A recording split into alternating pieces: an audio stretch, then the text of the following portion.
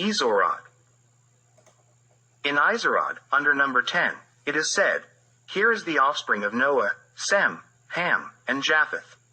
In the Hebrew language, Sem is also mentioned as Shem, and in Greek, Japheth is mentioned as Japhet. The descendants of these three sons of Noah were mainly settled in three large continents: Shem's in Asia, Ham's in Africa, and Japheth's in Europe. Josephus Flavius says, "The sons of Japheth settled in Europe up to Gibraltar and in places that had not yet been populated." Antiquities of the Jews, 1.6.1.110. Saint Jerome says, "Japheth, the son of Noah, had 7 sons who possessed land in Asia from the Amanus River and the Taurus Mountains, around Syria and the Cilician Mountains, to the Don River. In Europe, all the way to Gibraltar." 7.12.999. Japheth has 7 sons, and they are Gomer, Magog, Madai, Javan, Tubal, Meshech, and Tiras. The meaning behind these names and their geographical distribution will be discussed a little later. 2 of Japheth's sons also have their own sons. Gomer's sons are Ashkenaz, Riphath, and Togarmah. Javan's sons are Elisha, Tarshish, Hedom, and Rodanim. Then in Izorod, it is written, "From them, the islands of peoples are settled according to their lands, according to the language of each of them, according to their clans, and according to their nations." This means that the islands of peoples are settled by the sons of Javan. The sons of Ham are Cush, Mizraim, Put, and Canaan. Then, Cush's 5 sons and 2 grandsons are mentioned. We have seen that Noah's sons were Shem, the eldest, Ham, the middle son, and Japheth, the youngest. Now the order of their presentation is reversed, and first, Japheth and his descendants are discussed as the historically most important group of peoples. Ham, the second in importance, is then presented, followed by the presentation of the descendants of Shem. Before presenting all the descendants of Ham, there is a discussion of one historical personality, a man, who, in terms of historical importance, is placed ahead of more than half of the second group and the entire third group of peoples. And it is said, Cush also begot Nimrod. He was the one who began to be mighty on the earth. He was a mighty hunter before the Lord, therefore, it is said, like Nimrod, a mighty hunter before the Lord. He ruled first over Babel, Erech, Akkad, and Calneh, in the land of Shinar. From this land came out Asser. He built Nineveh, Rehoboth-ir, Calah, and Rezin, between Nineveh and Calah. That is the great city. Then the 6 sons of Mizraim and 11 sons of Canaan are enumerated. And it is said, "These are the sons of Ham, according to their clans, according to their languages, according to their lands, and according to their nations." Sons were also born to Shem, the father of all the sons of Eber and the older brother of Japheth. Shem's sons were Elam, Asher, Arphaxad, Lud, and Aram. Aram had 4 sons, and Arphaxad had 1. Arphaxad's grandson was Eber, who is considered the ancestor of the Hebrews. This presentation of the then-known world, significant peoples, and lands is given in the briefest possible form. It is accurate and consistent, but the understanding of it is not easily accessible. It is even complicated by accumulated biases, so much so that even the best historians, those we rightfully consider among the finest, could not fully grasp it. As an example, I will mention 3 approaches to the ethnography of Izorod by one of the better historians from Fruscia, Alfred Moria, who says, "People or lands represented by these names should not be sought far from the territory possessed by the Jews, as their knowledge of geography was quite limited. This understanding, widely accepted in scholarly circles, was completely erroneous because in Izorod, it is not about Jewish knowledge of geography but rather Assyrian knowledge of it.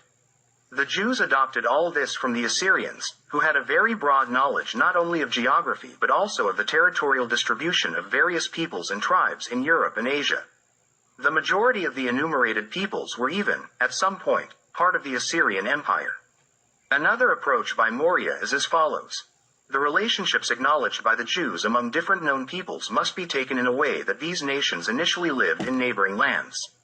Unlike most writers who took the mentioned relationships literally, Moria was correct here as he realized that the stated kinship was expressed more in geographical terms than in familial terms. Moria's third stance is, Examining the various names added to Japheth in the Holy Scriptures allows us to establish, if not altogether, then at least the vast majority of the nations of this race, that they were located in the region of the Caucasus. Although in the previous stance, Moria recognizes the crucial role of geography in portraying nations or lands, here he returns to the well-trodden path of interpreting the ethnography of Izorod, expressed in the first stance. That is, the mentioned nations or lands cannot be far from Palestine, so they are all squeezed onto the Caucasus, as if these lands were neatly arranged on floors. It only remains for us to ask if they had elevators. Indeed, it is strange that such learned individuals could not grasp the utter senselessness of such assumptions.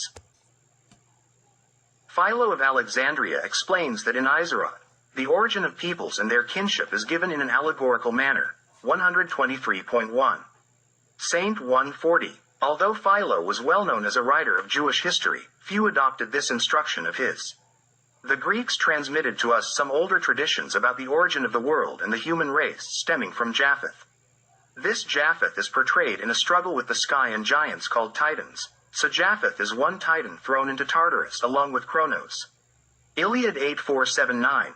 Japheth is presented as the son of Uranus and Earth, and his son Prometheus is given as the creator of humanity. Prometheus's wife is named Asia. Boshar says, Japheth is the god Poseidon. 2.1.1.1. And Noah is Saturn or Kronos. 2. Live. HXII. Japheth is in mythology represented as Poseidon or Neptune, the god of the sea, because his descendants settled on islands. 31. Not only Japheth and Noah but every other character from Izorod was identified with some specific deity from the old polytheistic beliefs. Let's turn to the four paradise rivers from Izorod, chapter number 2. Nowhere was Philo's instruction on allegory expressed as strongly as in relation to these four paradise rivers. For the four paradise rivers in Izorod, those rivers whose shores developed a particular enlightenment were taken, making them different, more important, and holier than other rivers. These four paradise rivers are the Danube, Nile, Tigris, and Euphrates. The Danube is in the first place because the Danube region was the cradle of the oldest and most important enlightenment. In fact, the four paradise rivers are presented as four branches of the same paradise river. The first branch of the paradise river is called Pishon, written in Greek as Phison, and this word implies fertility. John Keto says that Pishon means flow, source. 1b4. Saint 8. This name can also imply a river.